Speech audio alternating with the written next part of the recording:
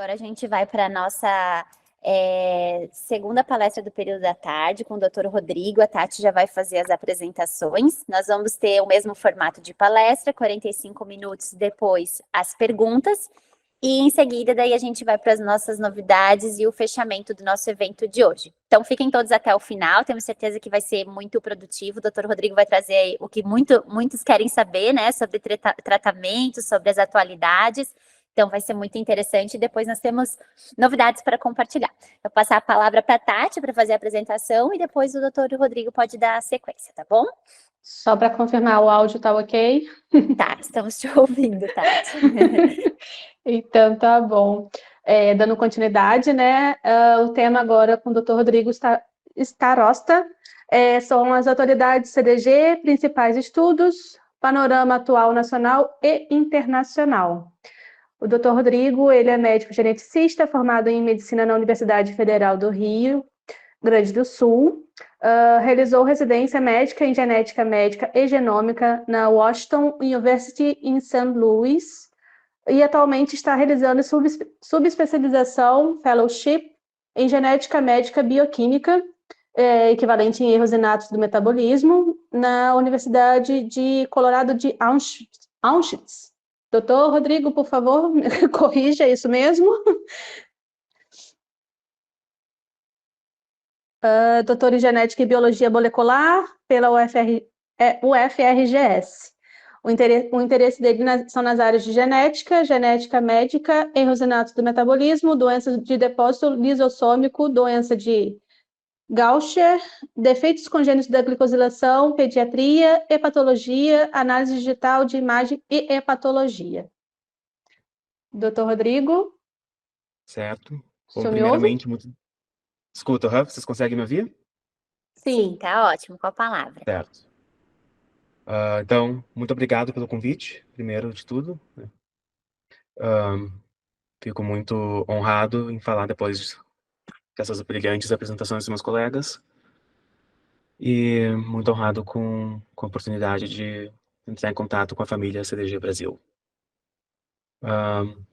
Eu vou focar mais essa apresentação, então, como já foi dito, em tratamento. Vou falar brevemente sobre novidades no diagnóstico, mas o foco é em novidades do tratamento.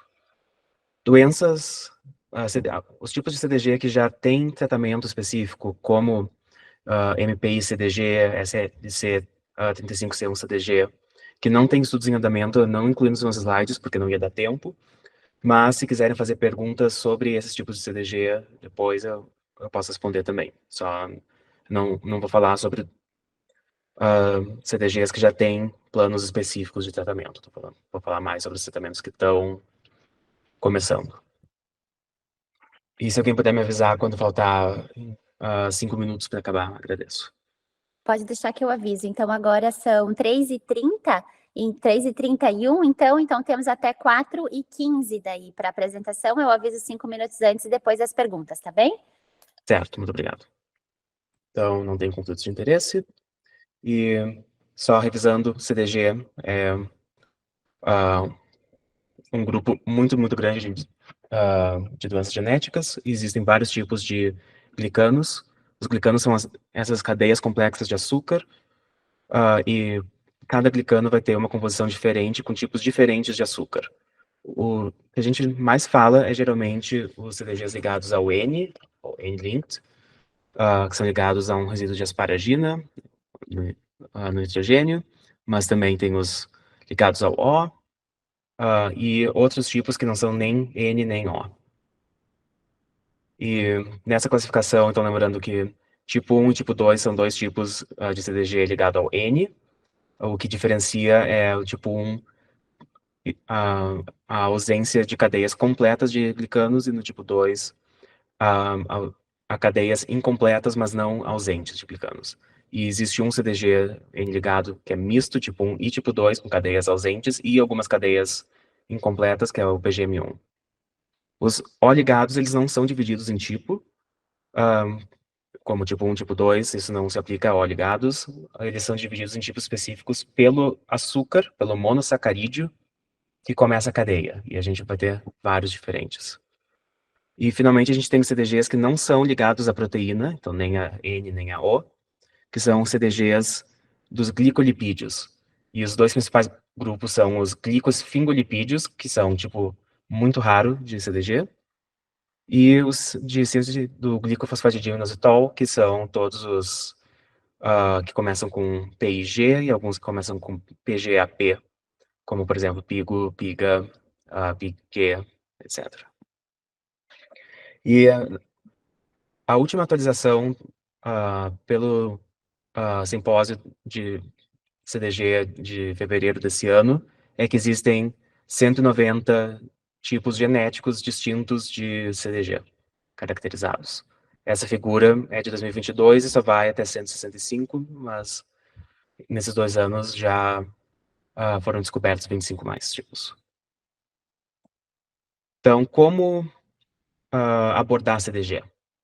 Não existe uma abordagem única. CDG é algo muito complexo que tem que ser abordado de todas as direções ao mesmo tempo. Então, começando em como que a gente diagnostica, isso já foi falado pela Carol, mas brevemente, então a gente tem a isoeletrofocalização, a espectrometria de massa em tandem, e os tipos mais especializados de espectrometria de massa. A isoeletrofocalização, como mencionado, ela é de baixa complexidade, ela é barata, mas ela não é nem tão sensível, ou seja, ela perde casos, nem tão específica, ou seja, ela não consegue diferenciar entre os subtipos. E ela só consegue diagnosticar alguns dos CDGs ligados ao N. A gente consegue dividir entre tipo 1 e tipo 2, mas não mais específico que isso. A espectrometria de massa em tandem, a gente pode escolher uma proteína-alvo, por exemplo, a gente pode fazer uma espectrometria de massa em tandem com um purificado de transferrina. E é isso que se faz geralmente quando se fala em formas de transferrina por espectrometria de massa. Primeiro se purifica a transferrina do sangue, e daí se corta os açúcares que estão na transferrina e se analisa esses açúcares. Isso pode ser feito com diversas proteínas. E, por exemplo, a gente já tem métodos publicados para fazer espectrometria de massa em tandem para outros tipos de CDG que não são ligados ao N. Por exemplo, a gente consegue olhar outra proteína que se chama ApoC3 para ver os 3 tipos de CDG que são ligados ao O, especificamente do tipo O-N-acetilgalactosamina. Também são conhecidos como os CDGs do tipo mucina. E, finalmente, o que a gente tem é os métodos especializados de espectrometria de massa. Por exemplo, a gente tem o que se chama de MALDI-TOF, é o tempo de voo. São aparelhos extremamente complexos, e eu imagino que é isso que o Jaime deve ter se referido quando ele falou dos estudos que eles estão realizando em Brasília. Mas esse método de espectrometria de massa, ele, mesmo sendo mais complexo, necessitando pessoal e equipamentos que são mais caros e mais especializados, ele acaba sendo, se possível, a modalidade de escolha para diagnóstico de CDG, porque ele especifica o subtipo de CDG. Cada subtipo, por exemplo, PMM2 e MPI, são 2 tipos de CDG ligados ao N, tipo 1. Eles não seriam diferenciados pela espectrometria de massa em tandem, mas com a espectrometria de massa correta, a gente consegue diferenciar mesmo sem o teste genético. E dependendo da preparação, a gente consegue também ver alguns CDGs que são ligados ao O. É importante também que esse tipo de espectrometria de massa, ele não necessita de soro, ele pode ser realizado em amostra de sangue seco, que permite que ele seja utilizado no teste do pezinho, o que é uma das novidades que eu vou trazer. Estratégia de diagnóstico, a gente também já foi falado, então, só brevemente, a gente pode fazer gene único, que é como classicamente se fazia antes de existir o sequenciamento de nova geração, que surgiu em 2012. Só que gene único, se não é o primeiro gene, tem que testar o segundo, tem que testar o terceiro, isso leva a uma odisseia diagnóstica, ou uma jornada diagnóstica mais longa. Os painéis genéticos são uma abordagem intermediária. Um painel genético consiste em genes que um bioinformata ou um geneticista coloca juntos e sequencia juntos. No entanto, essa abordagem tem um alto número de variantes de significado incerto por causa da metodologia de análise e um valor preditivo negativo baixo. Isso é, se o teste for negativo, é muito difícil dizer que não seja um CDG.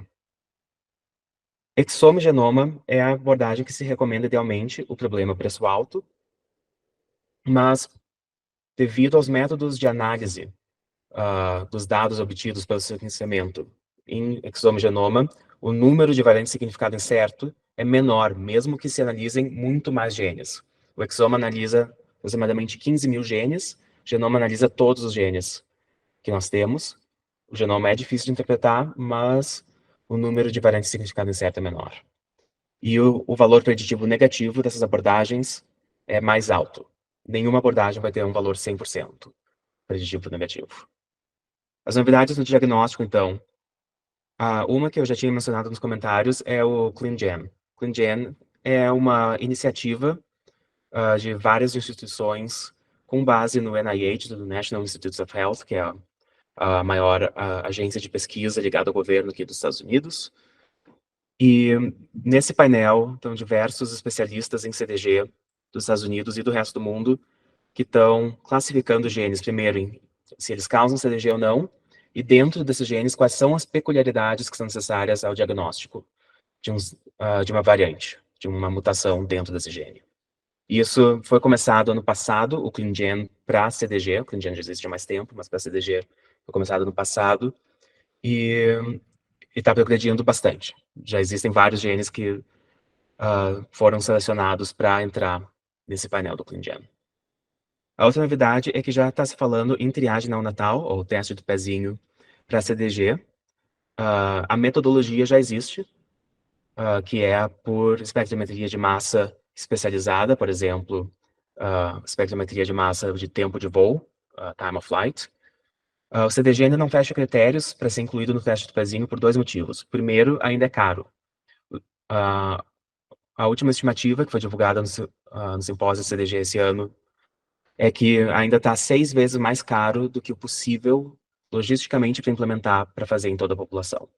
O segundo critério que o CDG ainda não fecha é que o CDG, a grande parte dos tipos de CDG ainda não tem tratamento.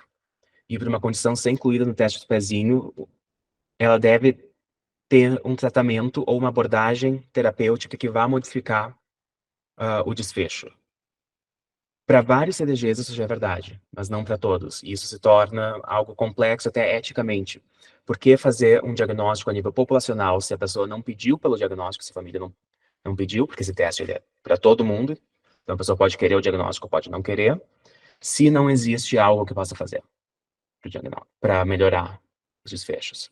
E não existe uma resposta certa ou uma errada, mas é uma discussão ética que ainda está em andamento. Pois bem, falando em estratégias de tratamento, existem basicamente 5 níveis que a gente pode abordar quando a gente fala em um erro inato do metabolismo, quais os CDGs. A gente pode agir no nível do gene, no nível do RNA, que é o produto que vem do gene, que vai dar as instruções para uma proteína ser feita. A gente pode intervir na proteína, por exemplo, na enzima que esteja defeituosa. A proteína é o produto do gene, é o que o gene está codificando. E as proteínas, quando elas estão defeituosas, elas vão impactar a bioquímica. Então, a gente pode também intervir na bioquímica. E, por fim, a gente pode intervir no resultado da bioquímica alterada, que são as manifestações clínicas, os sintomas, os sinais e sintomas. Os tratamentos, os tipos de tratamento que eu vou falar aqui são a terapia gênica, o uso de oligonucleotídeos antissenso, ou ASO na sigla em inglês, as estratégias de reposição de RNA, especificamente do que se chama de RNA mensageiro, as chaperonas, eu vou explicar o que são, as estratégias de reposição enzimática, que atuam no nível da proteína. No nível de bioquímica, eu vou falar principalmente do que se chama de modulação de substrato, também vou explicar o que seja. E, finalmente, quais os tratamentos sintomáticos específicos para a CDG. A Ida falou sobre os tratamentos sintomáticos e de suporte no geral, mas eu vou falar de alguns específicos para a CDG.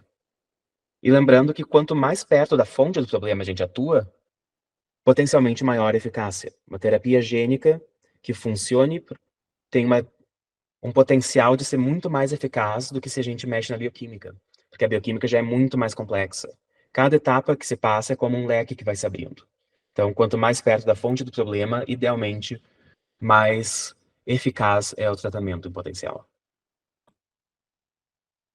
Relembrando um pouco de como que esses estudos saem da pré-clínica, ou seja, saem de estudos em animais, estudos em culturas de células, e vão para serem estudados em humanos. Existem 4 fases de estudos, fase 1 a 4, e essas fases elas têm que ser respeitadas para um medicamento ou para uma intervenção ser aprovada. A primeira fase é testar em voluntários sadios, pessoas saudáveis que se voluntariam para ver se existe algum potencial risco de segurança do medicamento que não se sabia antes.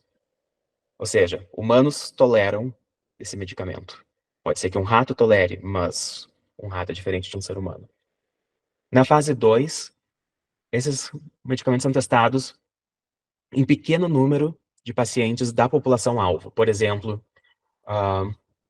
em PMM2, se tem um medicamento novo, vai se testar em 5 a 10 pacientes, por exemplo, para ver se, com doses muito específicas, para ver se é tolerado, e já se começar a ter alguns dados de quão eficaz é esse medicamento. Na fase 3, são os estudos clínicos clássicos, que se dá o remédio e placebo, ou remédio e uma outra intervenção, e ver se o remédio que está se testando tem um efeito que realmente pode ser comprovado. E depois da fase 3, o medicamento, se realmente se confirma, é liberado e os estudos continuam na vida real. Classicamente, se aprovam os medicamentos depois dos estudos de fase 3. Em doenças raras, está se falando cada vez mais em aprovar depois da fase 2, porque estudos de fase 3 acabam muitas vezes sendo impossíveis. Vários tipos de CDG, por exemplo, tem 5 pacientes diagnosticados. Como que você vai fazer um estudo randomizado, multicêntrico, com diferentes grupos, se só existem 5 pacientes? Não existem pacientes nem suficientes para um grupo. Então, cada vez mais se aprovam medicamentos para doenças raras em fase 2, enquanto se organiza um potencial estudo de fase 3 ou já se começam os estudos de fase 4. Falando então em terapias que focam no gene. O que é terapia gênica? Terapia gênica, como já foi mencionado, é diferente de edição genética. Edição genética não se faz em humanos.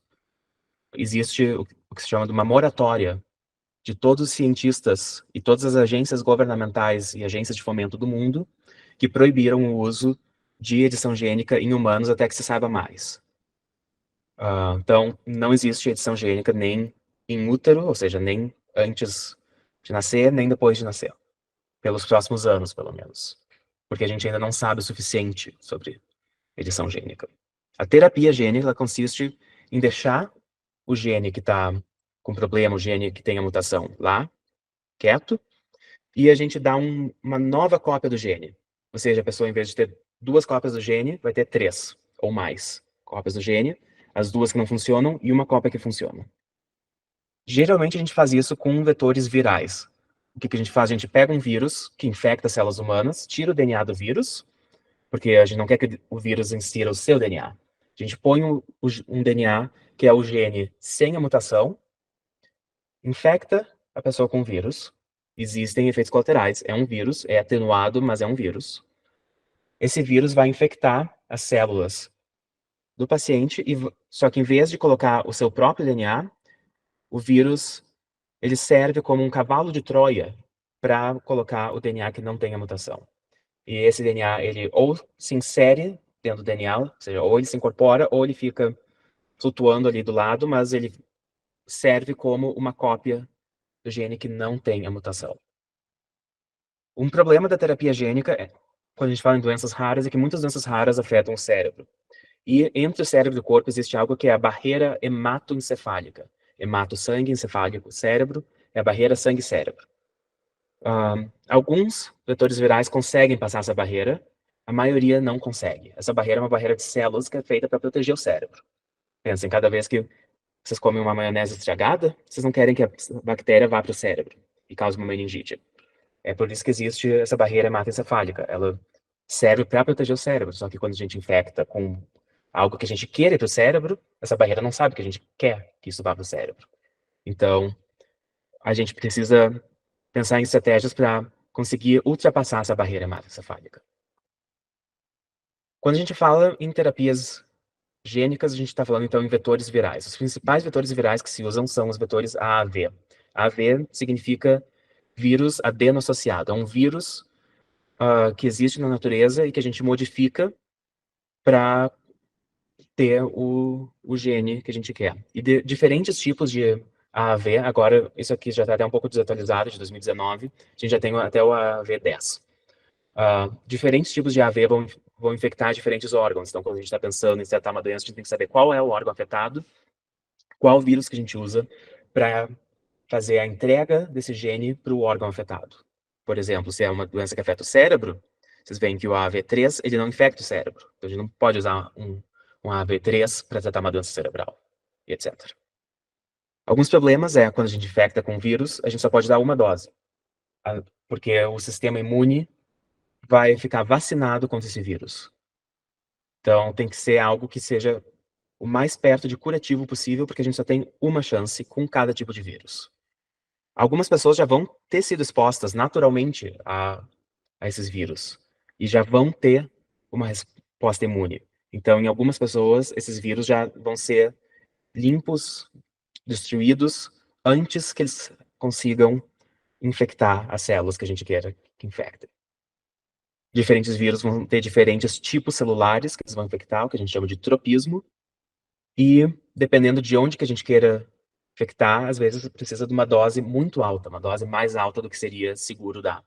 Por exemplo, se a gente quer infectar todo o cérebro com um gene novo, isso geralmente é impossível porque a dose de vírus seria muito alta. A gente precisa, então, de uma terapia que a gente possa infectar só uma parte do cérebro, mas isso já melhore o suficiente para melhorar os sintomas. Alguns órgãos eles se dividem muito rápido, como, por exemplo, o fígado ou a medula óssea, que produz o sangue. E as células que se dividem são candidatas fracas, porque elas acabam perdendo esse DNA viral quando elas vão se dividindo. E alguns vírus, eles causam o que a gente chama de inserções genômicas aleatórias. Ou seja, em vez de eles colocarem o gene no lugar que deveria ser, eles colocam o gene em qualquer lugar do genoma. E às vezes, isso pode levar à indução de câncer. Isso não é um problema tanto com os AAV, isso é mais um problema com outro tipo de vírus, que se chama de lentivírus, que se usa para alguns outros tipos de doença, mas existe essa possibilidade teórica de indução de câncer. Em CDG, existem estudos pré-clínicos acontecendo. Por exemplo, tem um estudo muito recente, de 2 meses atrás, usando a AV tipo 9 com uma cópia humana do PMM2, em fibroblastos, que são células que a gente pega da pele, faz uma biópsia de pele, cultiva os fibroblastos numa placa de cultura. E esse grupo ele infectou esses fibroblastos de pacientes com CDG, com PMM2 CDG, com esse vírus. Os fibroblastos ficaram curados, só que, o que é ótimo, mas fibroblasto é uma célula da pele simples, é muito difícil translacionar isso para um ser humano completo. Então precisam de muito mais estudos, mas é um primeiro passo. Para PGM1, já se está na próxima etapa, que é camundongos, um organismo inteiro, mesmo que não seja um organismo humano. É um estudo do ano passado que mostrou uma melhora da hipertrofia cardíaca, seja do problema do coração que esses pacientes têm, em camundongos que tinham PGM1. Mais uma vez, isso ainda tem que ser translacionado para humanos. Em humanos, existe um estudo, que eu acho que a Carol comentou até, que é em NGLI1. NGLI1 é o único defeito da deglicosilação, ou seja, ele é o inverso de um CDG, mas ele é incluído na família dos CDGs por causa de algumas características bioquímicas. Como esse AAV9 ele passa muito pouco a barreira hematoencefálica, lembra aquela barreira que divide o sangue e o cérebro? Essa terapia gênica está sendo administrada diretamente dentro do cérebro, especificamente dentro do que a gente chama do terceiro ventrículo cerebral, que é essa cavidade que todo mundo tem dentro do cérebro, que está cheia de fluido, de líquor. esse líquor, ele permeia todo o cérebro. Então, injetando o vírus diretamente no líquor, se espera que ele se distribua pelo cérebro e consiga corrigir alguns tipos celulares específicos. Esse estudo está acontecendo, ele está sendo conduzido em São Francisco e em Houston, ambos os lugares aqui nos Estados Unidos, e ele está recrutando. Eu botei aqui o número do estudo, se vocês, e eu vou mandar os slides para vocês. Quem tiver interesse pode contatar diretamente o estudo. Podem ver esse número aqui, digitando isso na internet já aparece.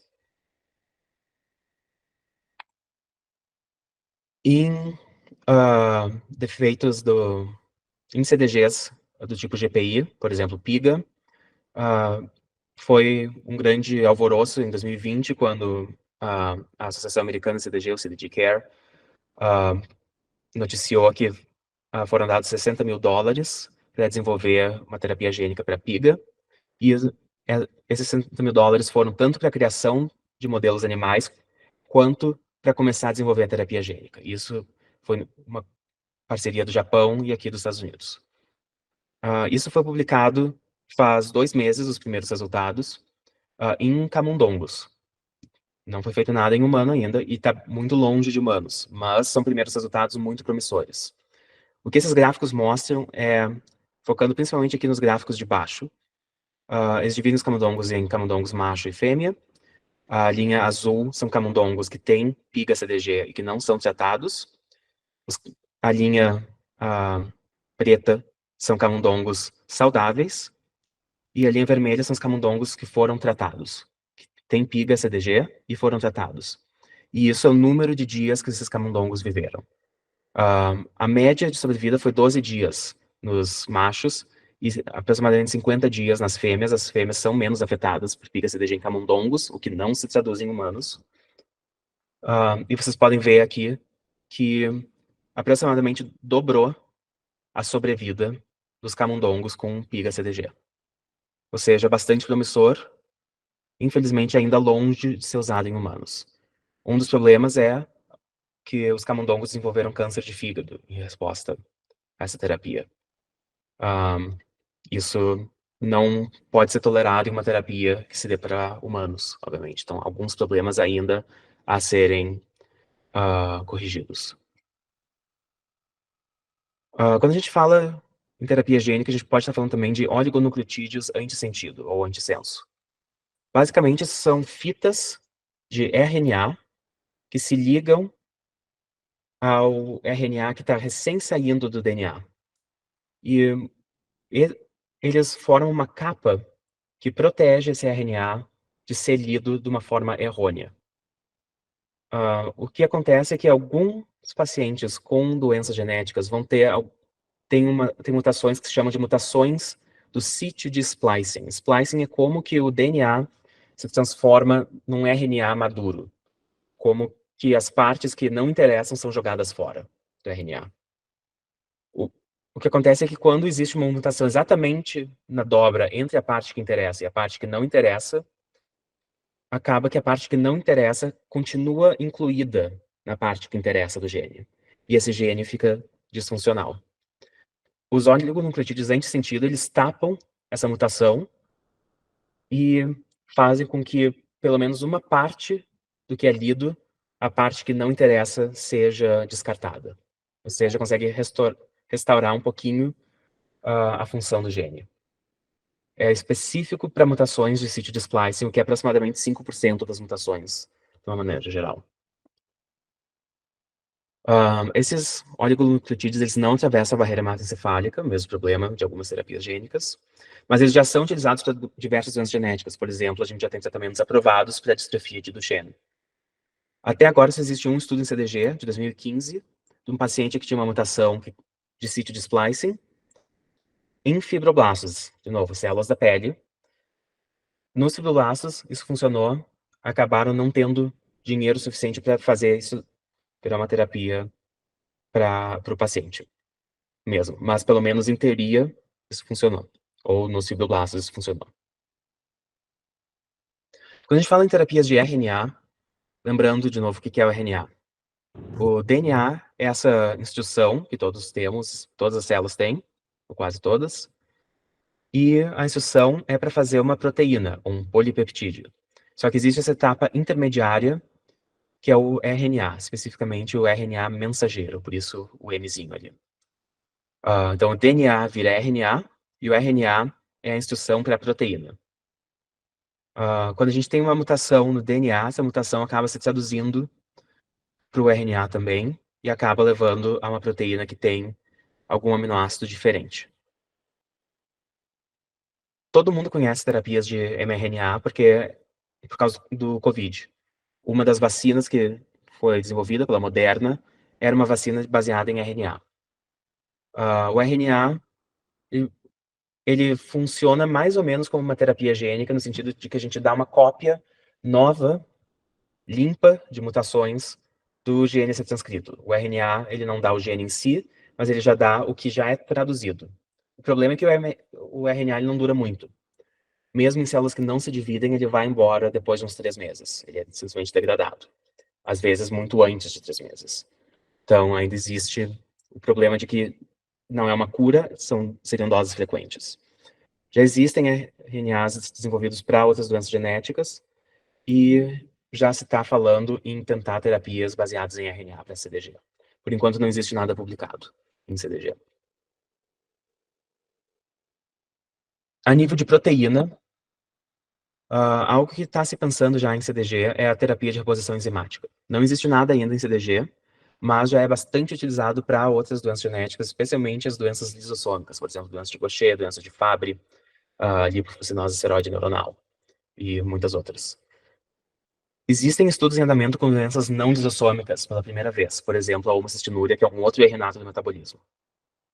Está funcionando bastante bem para a homocistinúria, o que significa que provavelmente outras doenças metabólicas possam ser tratadas com terapia de reposição enzimática, que é simplesmente dar a enzima faltante por uma infusão, ou uma infusão intravenosa, ou uma infusão diretamente no cérebro, dependendo de onde que está o defeito.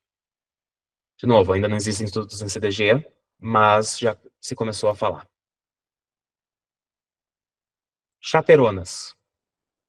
Para entender as chaperonas, a gente precisa entender como que as proteínas e as enzimas, especialmente, funcionam. Então, primeiro, todas as enzimas são proteínas. Se a gente imaginar a célula como um grande relógio, cada proteína é uma engrenagemzinha, e que precisa do seu formato específico e da sua localização específica para funcionar.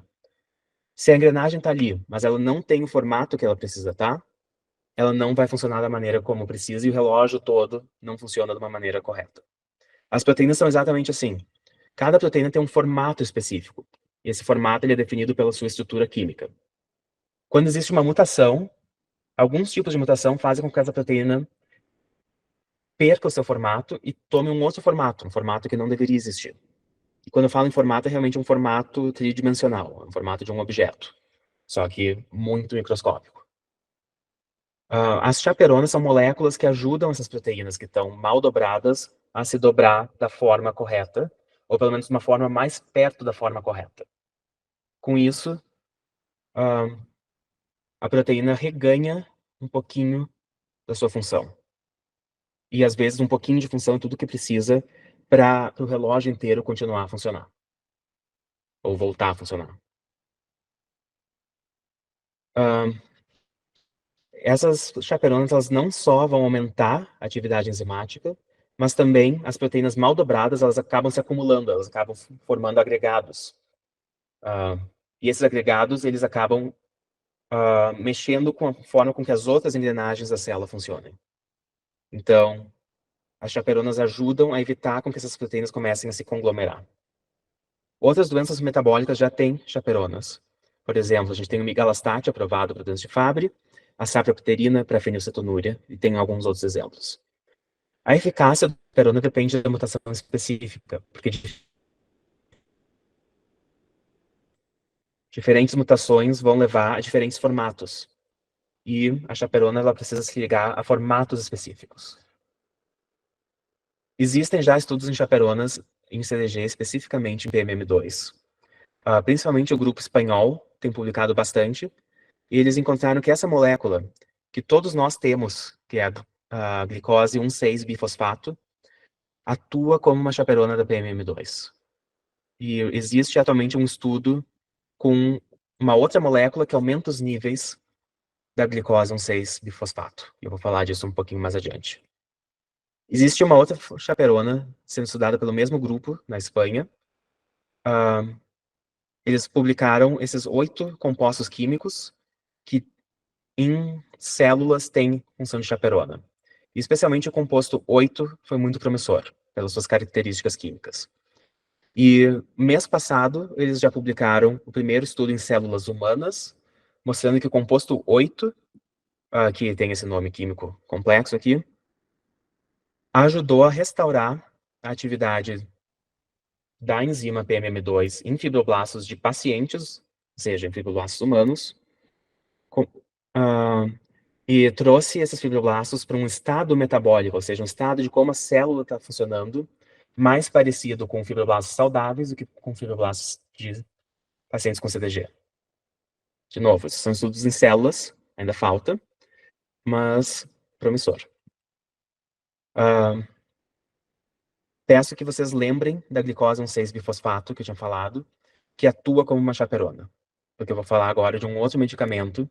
E agora, por enquanto, eu falei em coisas que são mais teóricas. Agora, começando a falar de coisas mais práticas, coisas que já estão existindo. A gente tem o que se chama de modulação de substrato. Para falar de modulação de substrato, a gente tem que entender um pouco como que os erros inatos do metabolismo funcionam. O metabolismo é simplesmente transformar um substrato, ou seja, uma substância química inicial, em um produto, uma substância química final. Essa substância química pode ser um açúcar, pode ser uma proteína, um lipídio, pode ser um ácido orgânico, pode ser várias coisas diferentes. Quando a gente está falando em CDG, a gente está falando em açúcares. Esse substrato ele tem que entrar para dentro da célula ou para a parte da célula que ele precisa estar. O substrato ele tem que encontrar a enzima. A enzima não vai até o substrato vai até a enzima. Para entrar na célula ou para entrar dentro do quartinho da célula que ele precisa estar, esse substrato precisa de uma outra proteína que se chama um transportador. E alguns CDGs são causados por defeitos não das enzimas, mas dos transportadores. Ou seja, o substrato não consegue chegar até a enzima, mesmo que a enzima esteja lá. Quando a gente tem um bloqueio na enzima, a gente tem uma diminuição do produto, ou seja, a substância química final, o açúcar final, que vai se incorporar aos glicanos, está diminuído, e o substrato aumenta. E quando a gente aumenta esse substrato, esse açúcar inicial, ele acaba se transformando em outras coisas. E muitos dos sintomas CDG são não por causa da falta de glicanos, mas pela acumulação de outros açúcares que são tóxicos. Que são esses produtos alternativos que não se formariam se a enzima estivesse funcionando. Quando a gente tem um defeito no transportador, dentro da célula, a gente tem uma diminuição do substrato, logo uma diminuição do produto, mesmo que a enzima esteja lá. Existe um medicamento que foi primeiro testado em células, que é o Epaurestat. Epaurestat, eu não sei como dizer em português, eu nunca falei essa palavra em português, na verdade. O Epaurestat. O Epaurestat, ele funciona bloqueando uma outra enzima, que se chama aldose redutase, que é essa enzima aqui. O que acontece? Quando a enzima PMM2 não está funcionando, existe esse bloqueio nessa rota metabólica. A gente quer formar GDP-manose, que é o açúcar ativado que pode ser incorporado para os glicanos, para as anteninhas. Quando a PMM2 não está funcionando, a gente não consegue formar esses produtos e o substrato aumenta, essa manose 6-fosfato, e através dessa outra enzima, aldose redutase, acaba formando um produto alternativo, que é o sorbitol. O sorbitol ele é tóxico para as células do sistema neurológico. O sorbitol ele é o causador de, por exemplo, os problemas de nervos, a neuropatia periférica que a gente vê na maioria dos pacientes com PMM2-CDG. O Epaurestat ele bloqueia essa outra enzima e o sorbitol não consegue se acumular. Isso diminui a toxicidade para os nervos, mas também foi descoberto que aumenta os níveis de glicose 1,6-bifosfato. Porque em vez de virar sorbitol, a glicose que acumula vira glicose 1,6-bifosfato. E você lembra quando eu falei de chaperona, que a glicose 1,6-bifosfato atua como uma chaperona para PMM2? se descobriu que o Epaurostat funciona não só diminuindo os níveis de sorbitol, mas também aumentando a atividade enzimática da PMM2 que está lá. Ou seja, diminui os níveis da toxina e aumenta os níveis do produto. Isso faz com que o Epaurostat aumente a glicosilação. Existe um estudo de fase 3 que já foi terminado e os resultados estão em análise. Eu sou parte do consórcio de CDGs dos Estados Unidos, de várias universidades dos Estados Unidos, e já foram apresentados, faz 2 meses, dentro desse consórcio, alguns resultados preliminares. O que eu posso dizer, por enquanto, é que esses resultados foram muito positivos. Pacientes com PMM2, depois do período pré-natal, tiveram melhora na ataxia, ou seja, melhora no seu equilíbrio, no caminhar, na coordenação, e melhora cognitiva. Eu botei esse site, que é o site da companhia que está desenvolvendo o Epaurostat junto com universidades. Vocês podem acompanhar nesse site que eles estão divulgando cada update que tem sobre o Epaurostat. O estudo já foi terminado e agora está só em fase de análise dos dados. Então, provavelmente, em breve, nós vamos ter uma publicação sobre o Epaurostat e uma aprovação depois de 1 ou 2 anos que o governo analisa os resultados. Outra terapia que está sendo estudada... Rodrigo, só um minutinho, só te interrompendo. Então, não sei se você está vendo, mas estão muitos corações e palmas aparecendo aqui. Eu não sei se você consegue ver, mas acho que é um momento que o pessoal comemora bastante. E te avisar que estão faltando 5 minutos da apresentação, tá bom?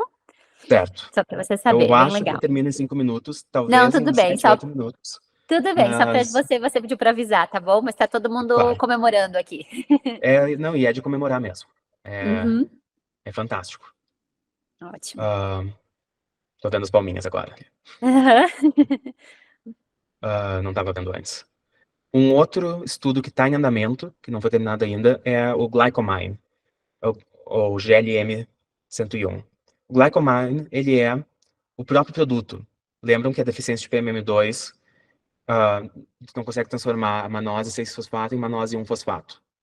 O Glycomine é manose 1-fosfato, só que com algo a mais. O problema é que se tu toma manose 1-fosfato, ou se tu dá manose 1-fosfato direto na veia, o corpo quebra esse fosfato e transforma em manose. Então, acaba voltando para cá. O que essa companhia, Glycomine, fez é botou a manose 1-fosfato dentro de uma, essencialmente, uma bolha de gordura. Uma bolha lipídica. E essa bolha lipídica ela vai direto para dentro das células e entrega a manose 1-fosfato direto dentro das células. É administrado intravenoso 1 vez por semana, ou seja, não é uma cura, é um tratamento 1 vez por semana. Mas isso faz com que a gente não precise mais da enzima PMM2. Porque a gente já tem direto manose 1-fosfato dentro da célula. O estudo está em andamento, está recrutando.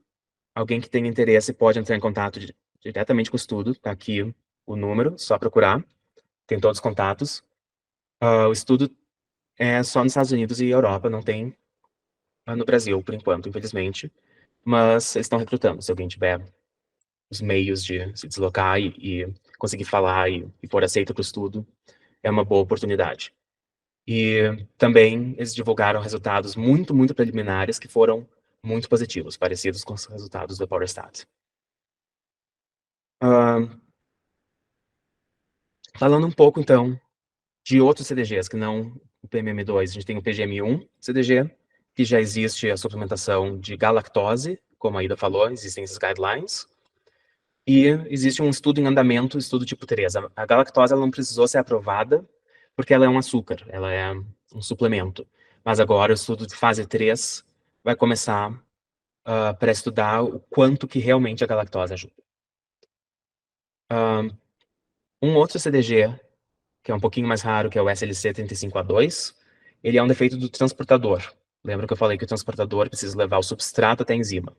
Quem não tem uma cópia funcionante, quem tem defeitos genéticos no SLC35A2, não consegue levar a galactose até a enzima. E isso faz com que alguns glicanos estejam sem galactose. Existem estudos mostrando que se tu dá se dá um caminhão de galactose, por força bruta, essa galactose consegue entrar nesse quartinho dentro da célula, que a gente chama de Golgi.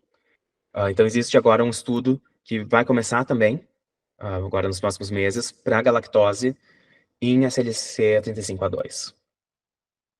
Aqui, um pouquinho de autopromoção. Eu acabei de publicar esse estudo semana passada, então isso é saindo do forno.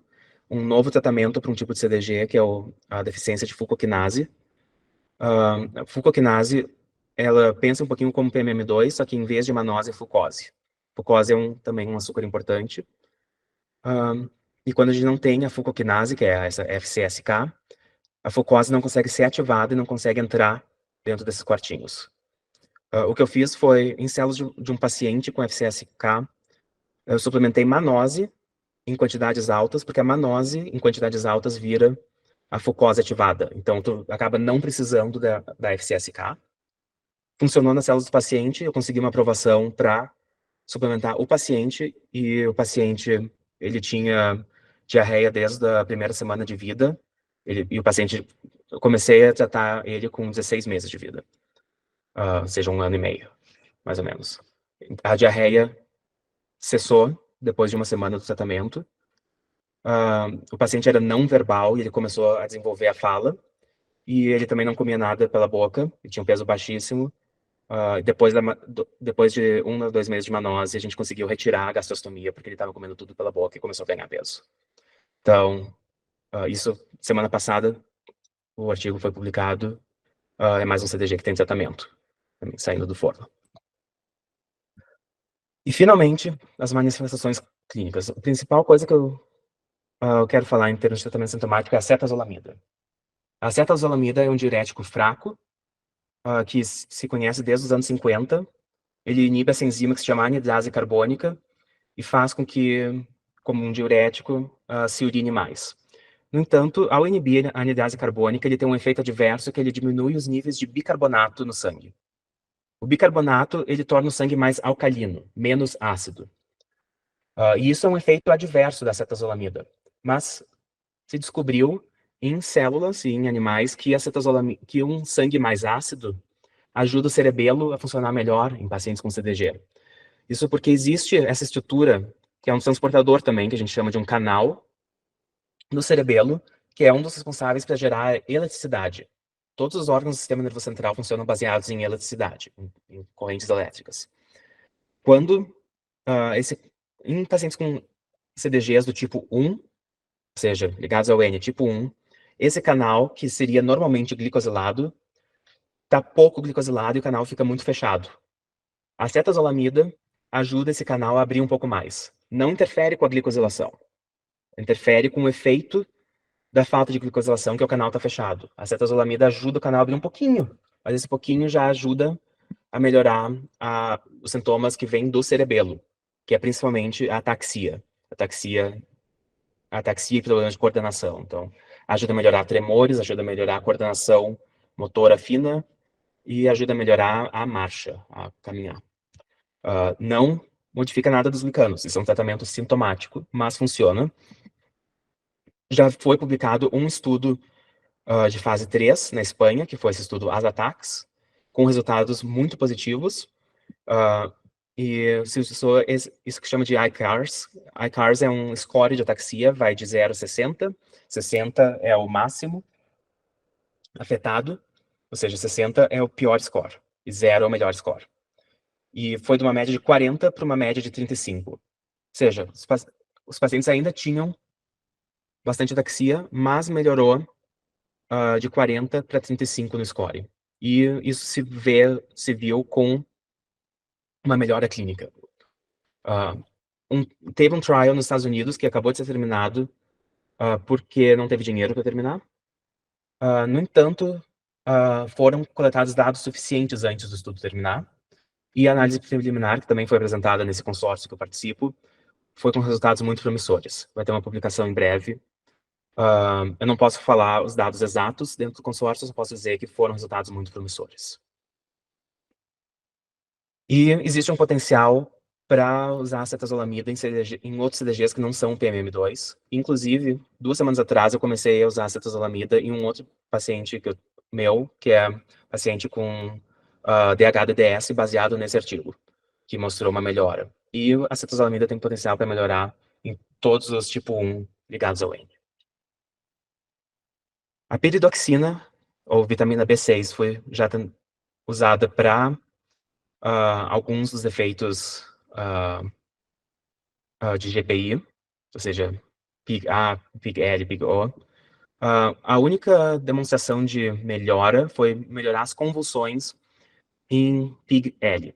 Em PIG-O, esse artigo mostrou que não teve resposta. Eu tentei num paciente PIG-O meu, e a gente até publicou esse caso, que também não teve resposta. E a resposta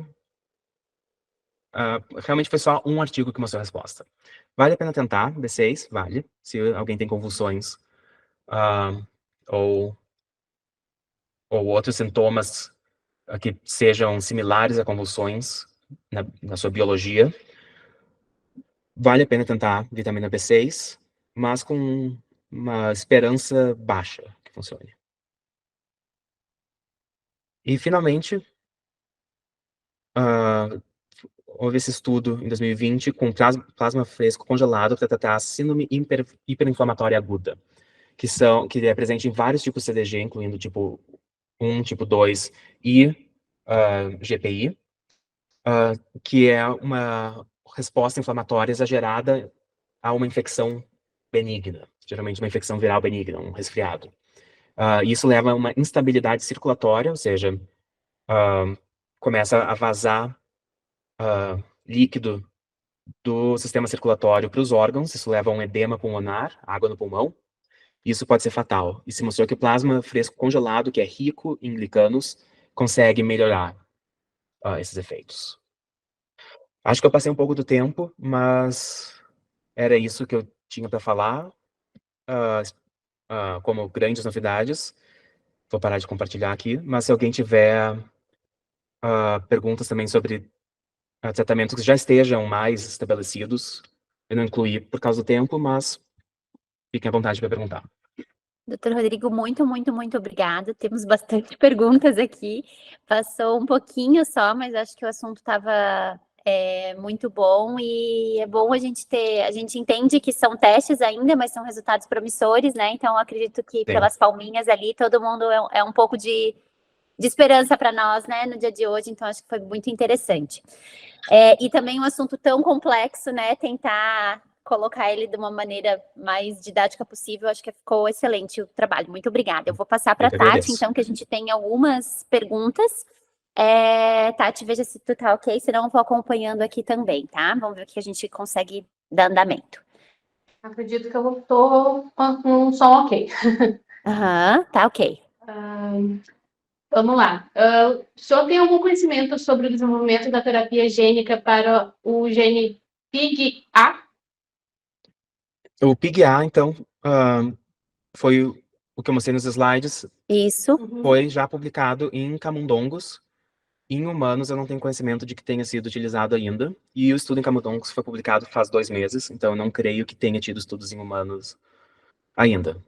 Pelo menos não do meu conhecimento. Ótimo. Alguma novidade em termos de estudo ou reconhecimento como uma nova mutação a respeito do SSR3-CDG? O SSR3, ele participa do mesmo subcomplexo do SSR4 e da oligosacariltransferase, da OST. Está se reconhecendo mais proteínas desse complexo, incluindo o SSR3, como CDGs que são similares ao SSR4, que é um tipo de CDG tipo 1 ligado ao N, que tem manifestações de tecido conjuntivo muito proeminentes, ou seja, frouxidão ligamentar e cutis laxa, pele frouxa, muito proeminentes.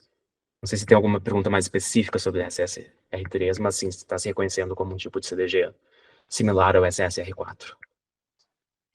Certo. Ok. No caso do PIG-S, o diagnóstico não acontece na parte da bioquímica, então?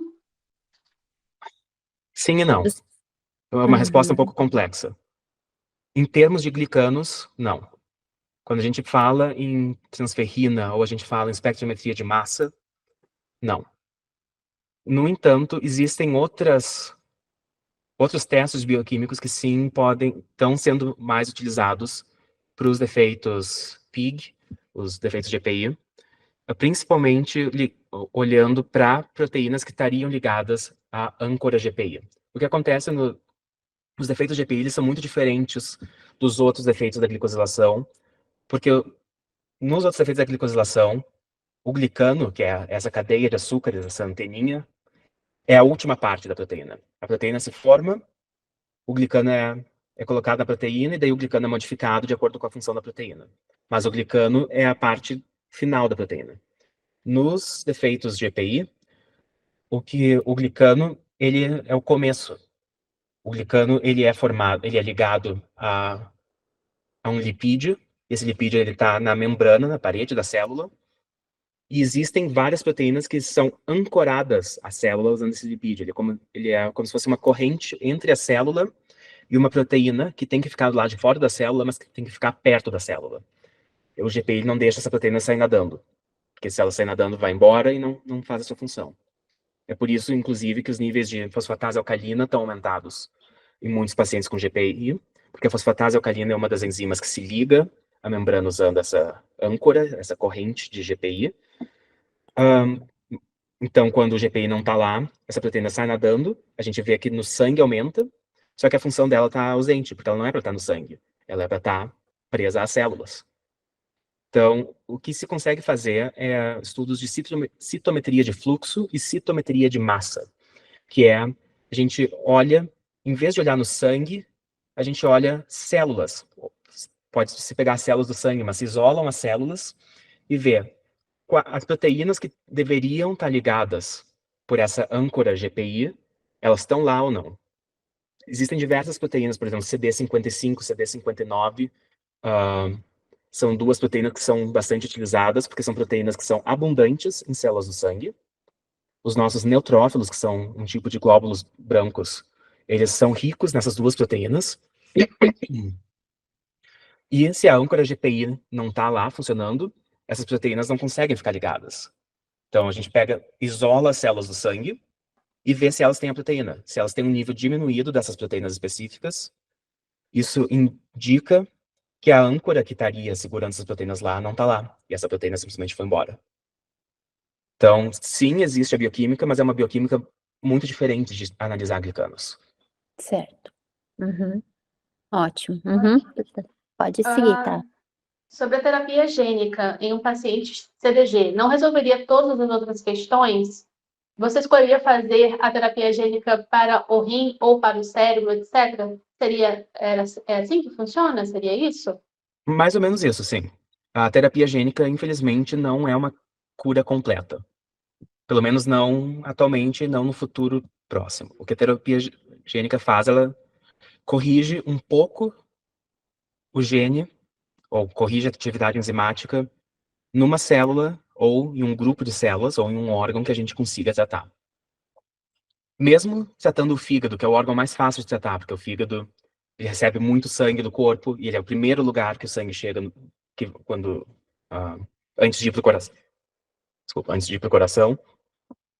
O fígado ele é muito fácil de tratar, e mesmo no fígado a gente consegue níveis como, por exemplo, 5% das células do fígado a gente consegue infectar. Se a gente usa mais vírus, sim, a gente conseguiria infectar mais, só que a resposta inflamatória é muito grande.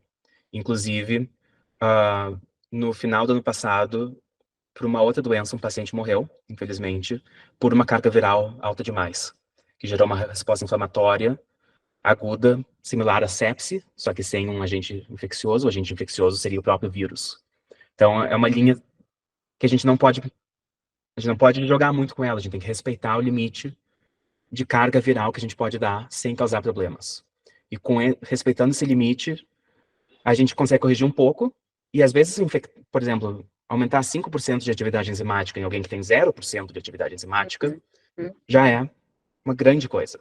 Mas, sozinha, nesse momento, a terapia gênica, para a maioria das doenças, não é uma cura. Existem algumas exceções, especialmente doenças genéticas baseadas no sangue. As terapias gênicas em células sanguíneas é um pouco diferente. Eu não vou entrar em muitos detalhes, porque não se aplica CDG, mas se vocês virem cura por terapia gênica, geralmente baseados em sangue / medula óssea. No futuro, talvez a Ótimo. gente tenha respostas melhores. Ótimo. Uhum. Todos os CDGs têm alteração no cortisol, hipocortisolismo, e se tem eficiência, qual seria o tratamento? A resposta é não, nem todos os CDGs. O hipocortisolismo ele é visto muito em alguns CDGs ligados ao N do tipo 1 e algumas vezes, mas não na maioria dos casos, em CDGs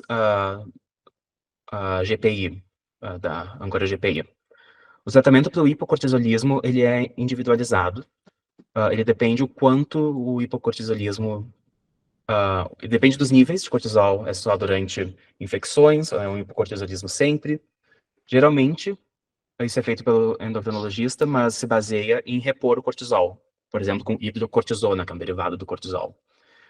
Não se repõe para todo mundo, é algo muito individualizado, porque tem que se balançar os efeitos adversos de se repor cortisol.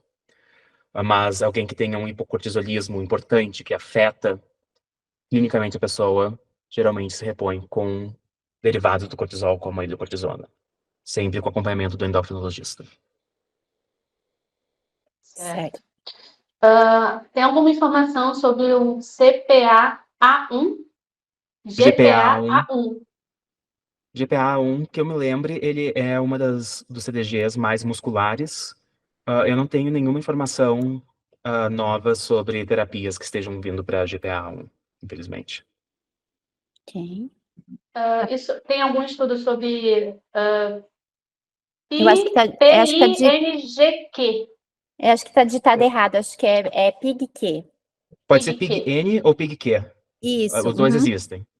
Tá. PINGQ eu não conheço. Mas, E tem algum estudo em andamento para algum desses dois? em termos de terapia, ainda não.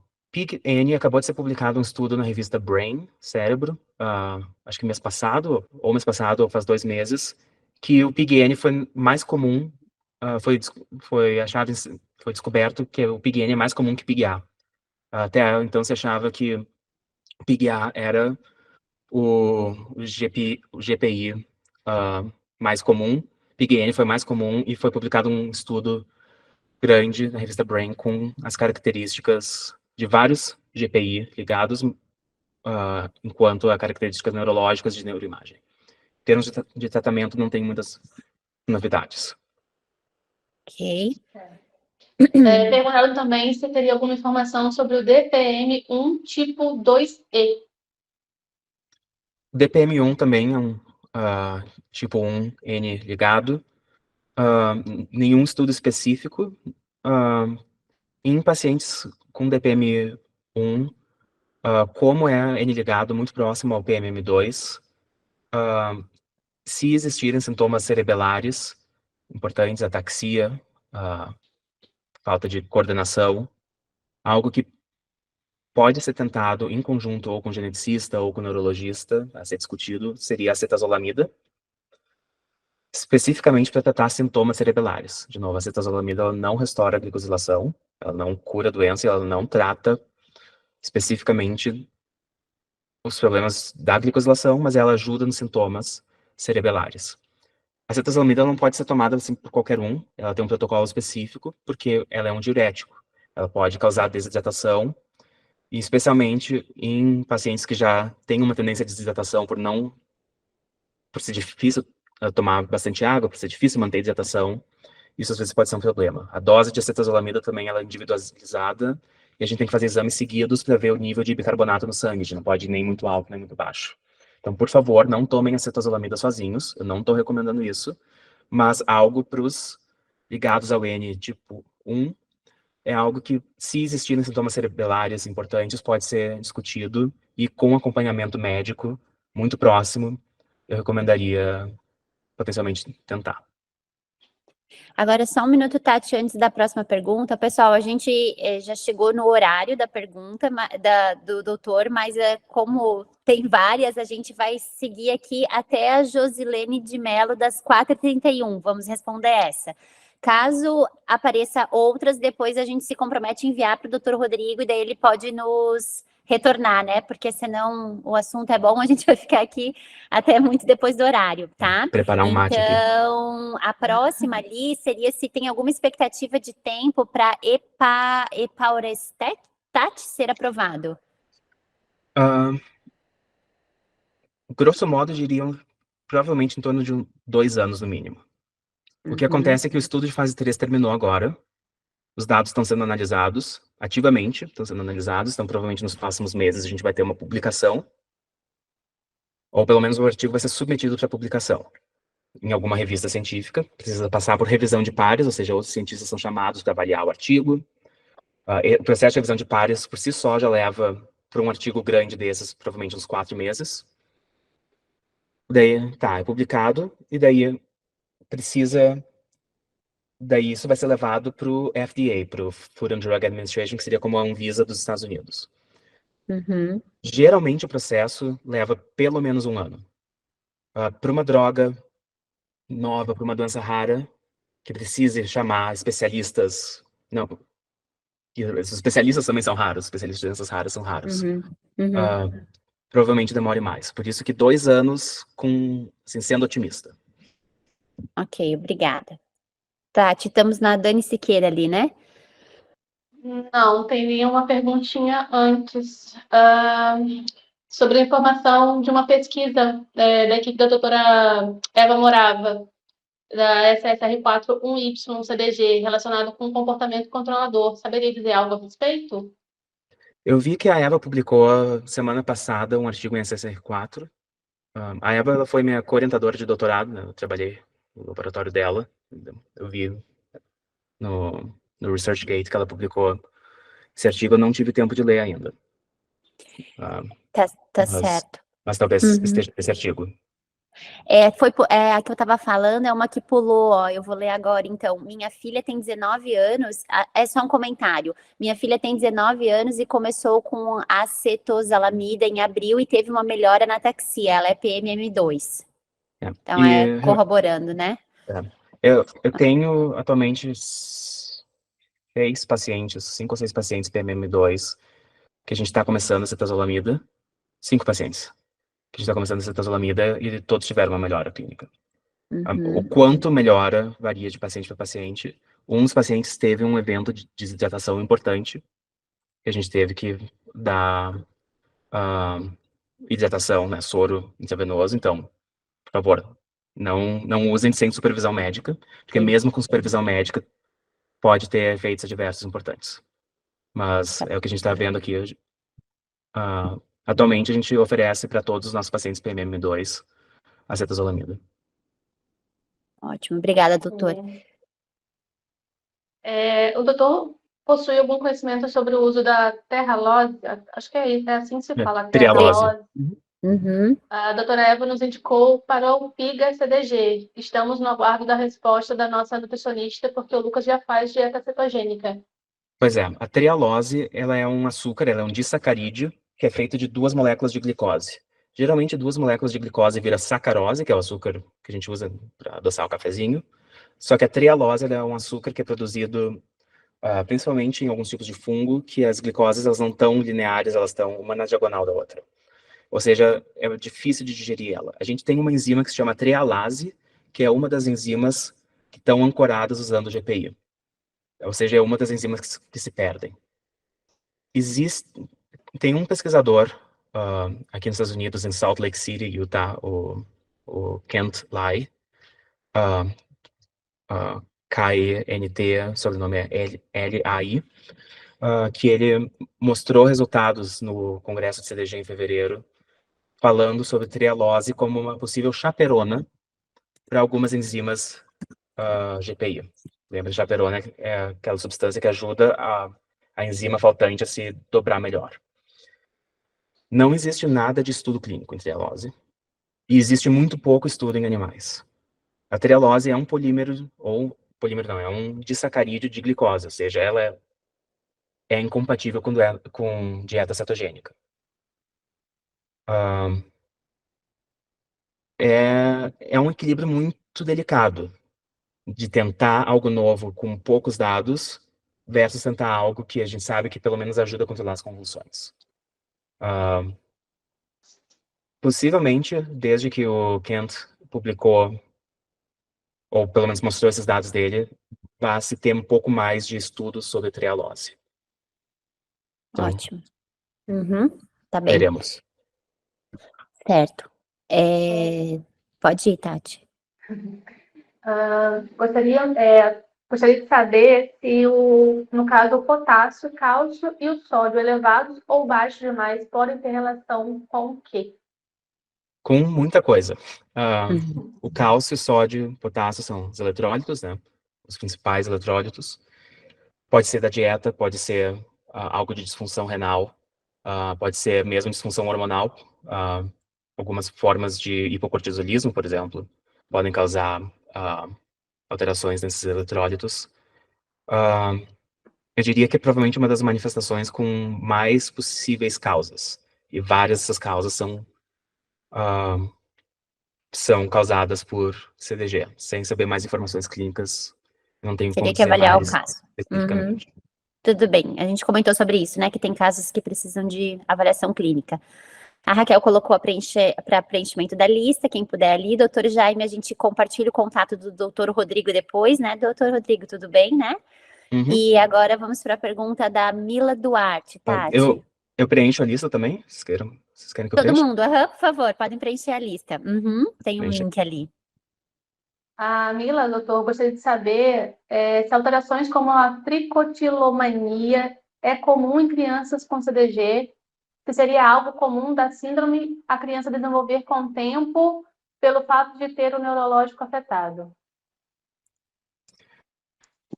A tricotilomania é o termo médico para um distúrbio psiquiátrico de autoestimulação com arrancar cabelos ou pelos, enfim. Eu não sei de nenhum estudo que especificamente associa tricotilomania com CDG e não me lembro de ter observado em nenhum dos meus pacientes, especificamente. No entanto, não me surpreenderia se fosse, porque está dentro, inclusive, de um dos sintomas do espectro autista, que é muito comum em CDG. Alguém ter tricotilomania não quer dizer que a pessoa tem autismo, mas é o mesmo conjunto de sintomas, a mesma categoria de sintomas. Então, possivelmente sim. Ao mesmo tempo, existe pessoas que têm tricotilomania e não tem mais nada, não tem nem autismo, nem nenhum problema de saúde. Sim, tá certo. E daí temos a da Sara, a pergunta da Sara. A minha filha tem uma mutação na DPAGT1 que tem miastenia e CDG associados. Ela faz parte de pesquisa da UC para miastenia. Há alguns anos atrás, quando perguntamos sobre as vacinas, o neuromuscular dela recomendou que, em caso de ela querer algum dia fazer parte de uma terapia gênica para miastenia congênita, caso ela exista e esteja disponível no futuro, que deveríamos evitar vacinas de vetor adenovírus, porque poderia haver uma anulação, entre aspas, do efeito da terapia proposta. Ou seja, para manter as portas futuras abertas, deveríamos preferir outras tecnologias de vacinas? Confere? Confere em parte. O adenovírus em si ele não é utilizado para terapias gênicas. O que é utilizado é o vírus adeno-associado, que é como se fosse um primo do adenovírus. Existem alguns adenovírus que têm antígenos muito próximos do vírus adeno-associado e que poderiam, em tese, levar a uma imunização contra a terapia gênica. No entanto, se alguém for infectado por esse adenovírus, também vai ter a imunidade, só que também vai ter a doença do adenovírus, né? Que é uma síndrome gripal forte. Todo mundo está exposto a vírus adeno-associados, a adenovírus, a lentivírus, a outros vírus que são usados para terapia gênica. Eu diria que é algo muito complicado dizer para não tomar algumas vacinas de vírus vivos e vírus atenuados, pensando em possíveis terapias gênicas, porque a vacina tem o seu benefício, né, que é evitar doenças que, especialmente em pacientes com alguns tipos de CDG e alguém com miastenia, já tem uma predisposição a infecções respiratórias mais sérias pela diminuição da limpeza pulmonar. É um risco muito teórico e a vacina tem um benefício muito prático. Certo. Ok, obrigada. E a última pergunta, então, da Josilene. Júlia PNM2, hipocortisonismo faz uso de prednisona, 5 mg contínuo, protocolo para emergência no caso de crise e manejo diário. Em caso de alguma infecção? Não sei se foi uma pergunta ou se foi... foi um acho que ela só comentário. complementou a outra resposta, né? Que estava... acho que não sei se... A prednisona é um outro derivado do cortisol, como a hidrocortisona, por exemplo. E o manejo sempre com o endocrinologista. Dependendo do grau de hipocortisolismo, tratamento pode ou não ser necessário e diferentes esquemas de tratamento podem ser utilizados. Não existe um tratamento que funcione para todo mundo. Existem vários esquemas diferentes. Ótimo. Então, tá bom. Foram muitas perguntas.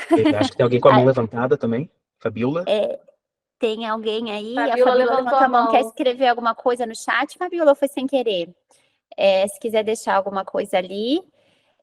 Nós queremos... Vamos ver se ela vai... Parabéns, doutor Rodrigo, foi excelente. Obrigado. O pessoal está aplaudindo aqui. Muito obrigada pelas respostas, pelo conteúdo. Depois nós vamos pedir a apresentação, que eu tenho certeza que todos já vão pedir em seguida no grupo, tá? Todo mundo parabenizando. E daí eu vou pedir para... Foi engano, ela disse, a Fabiola. Vamos pedir para excelente apresentação, vamos pedir para abrir as câmeras para a gente fazer uma foto também com o doutor Rodrigo, por gentileza, tá? Para a gente ter um registro com todos. E a Ju faz a foto. E daí a apresentação eu mando para ti? Isso, pode mandar naquele e-mail que daí eu compartilho com todo mundo, tá? Certo.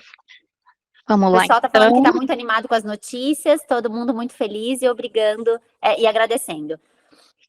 Vamos nos organizar aí para foto, então. Vamos lá. 1, 2, 3.